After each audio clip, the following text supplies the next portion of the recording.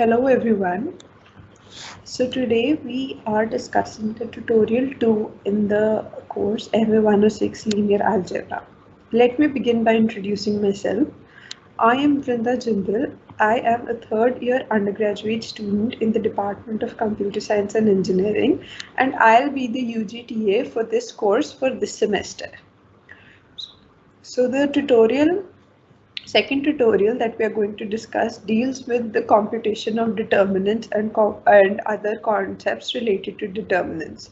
So how I'm planning to go about this today is that firstly, in the tutorial sheet, we have 5 problems which are titled tutorial problems. So I'll go over the solution to each of those problems in detail, and after the discussion of each solution, I'll give some time for doubts for each question. And then the second part of the tutorial sheet consisted of some, say, 10 problems, and they were titled practice problems. So I have put in some of the important practice problems here, and I have also provided some basic hints and other like short solutions to those questions, and these are questions which I think are important and need to be discussed. So let's begin with the first problem.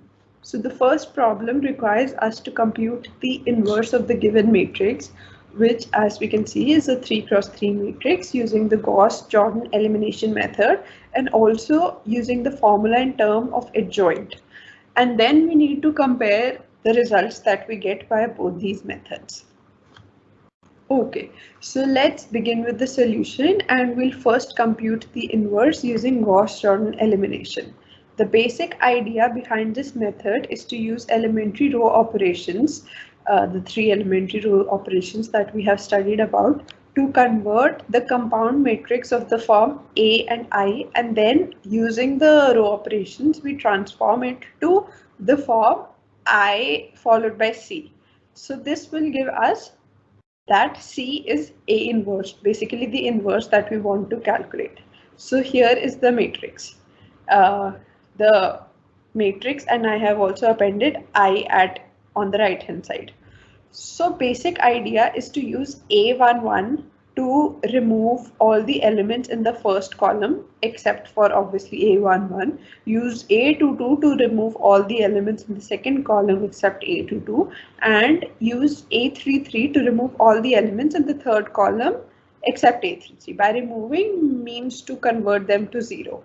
So the first operation that is here is to add row 1 to row 3 and subtract row 2 from row 3. That is, row 3 changes to row 3 plus row 1 minus row 2. So basically what is happening when row 3 and row 1 are added, this minus 5 changes to a 0. So the first column, we get all the zeros at the required places. And at A32, we get a 2. And when we subtract row 2 from it, we get a 0 here as well. So basically combining 2 row operations to get 2 zeros, and this is what we get as I had described. Now see, we got the required pivot at position A22 and also at position A33, but it is not normalized. So I divide the second row by 2 and the third row by minus 10 to get this matrix. The second row and the third row now are equivalent to the second row and the third row of a 3 cross 3 identity matrix, and we just what is now remaining is to deal with the first row, and in the first row we'll use this one from the second row to remove A12, and we use this one from the third row to remove this 5 which is present at A13. So here is the a matrix again, and then this is the row operation that we do. We do row 1 plus row 2. Row 1 plus row 2 will remove this minus 1, and subtracting 5 times row 3 will remove this 5.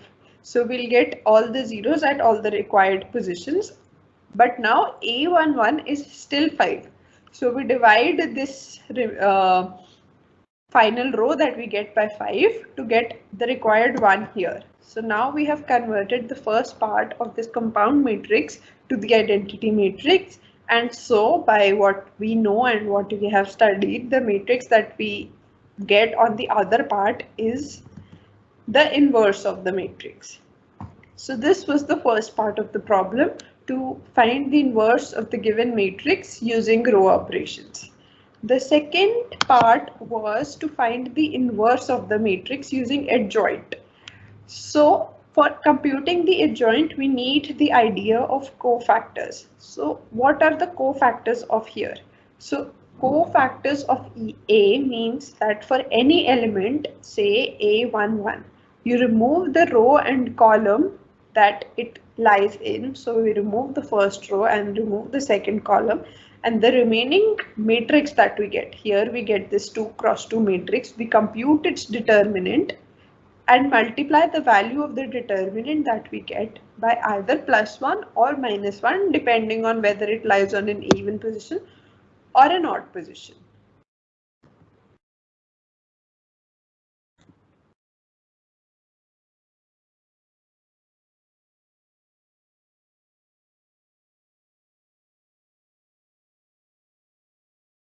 By -1. Similarly, we go on doing this for all the elements. Now we know that if we arrange these cofactors at their respective positions, such that cofactor of A11 lies at position 1, 1, cofactor of A12 lies at 1, 2, and so on, the matrix that we get, if we take it's called it's denoted by cofactor A, and if we take its transpose, the matrix that we get is called the adjoint. So placing these at their respective positions and taking their transpose, this is what we get. And we know that the inverse can be calculated by dividing the adjoint by a scalar, and that scalar is the determinant of A. All this has been covered in the lectures, so I don't think there's a need to go over them again. You can go back to the lectures and revise. You can, for most of these steps, neat proofs have also been given. So for computing the determinant, it's just some computations, and the determinant comes out to be -100. We divide adjoint A by -100 to get this matrix, A inverse matrix, and this matrix that we calculated using the adjoint and what we had calculated using the Gauss-Jordan method come out to be same. So that was the first question. Does anyone have a doubt in this question?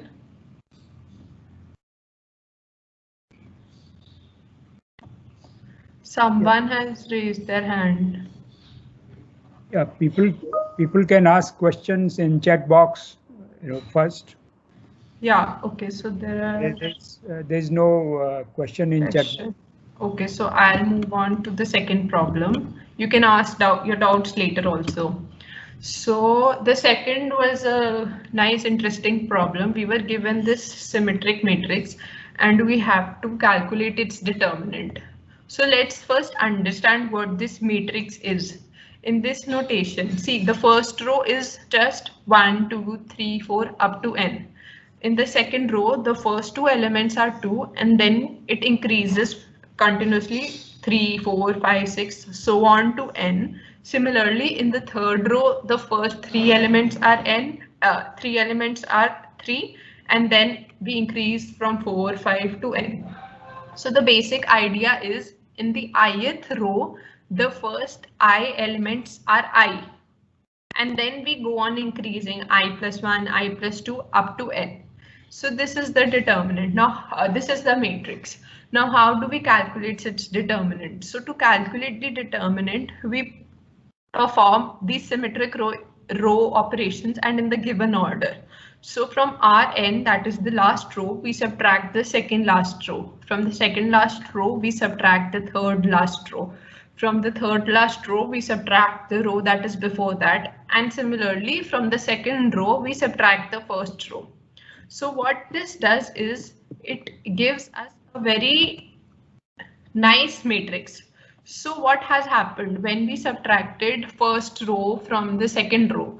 The first, we get 1 here because the second row was 2, 2, 3, 4 up to n. So the 2 when subtracted by this first element gave a 1 and all the other elements were same, so it gave 0.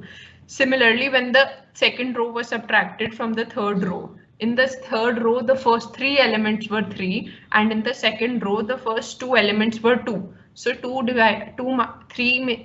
subtract 2 from 3 to get 1 and 1 on the first 2 places and 0 after that. So basically in the ith row, first I minus 1 elements become 1 and rest become 0, except obviously for the first row where we have the continuous sequence 1, 2, 3, 4 up to n. So now what we do is we know that we can expand a determinant by the rows or by the column, because like the matrix or the determinant of a matrix is same as the determinant of its transpose. So we expand it by this column. In this column, that is the last column, only the first element is n and all the other elements are 0. So if we expand it by this element, we'll just have to compute the determinant, that the cofactor of this element. So the cofactor of this element will be some power of -1 multiplied by the matrix, that the determinant of the matrix that is formed by this. So if you carefully see, it is a lower triangular matrix, like all its elements below the diagonal are 1, all the elements in the diagonal are 1, and all the elements above the diagonal are 0.